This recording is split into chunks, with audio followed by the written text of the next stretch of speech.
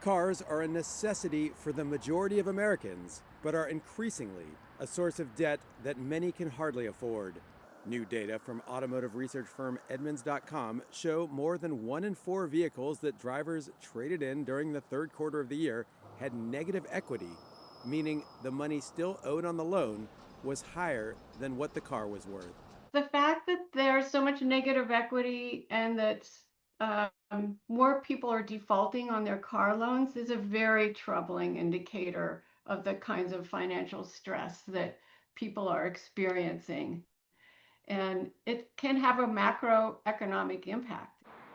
And Edmunds found the average amount owed on those so-called underwater car loans topped $6,900, a record high.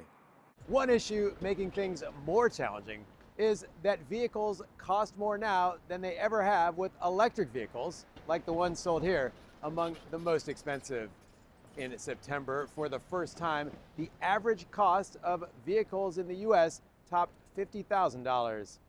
The sobering state of affairs is having an impact on how people think about their next car purchase. I'm concerned about tariffs and the price of new cars. I've bought foreign cars also over the years. And right now you're considering... Yeah, right now I'm considering a used car for the first time.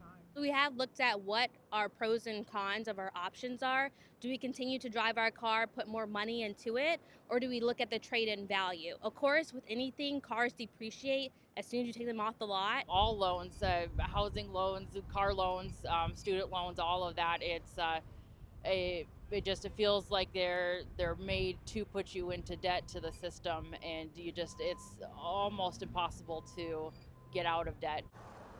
Experts say the prospect of a costly repair bill can often be the trigger for desperate consumers to take on even more debt. A lot of times people are trading in cars because the cars need an expensive repair that they can't afford.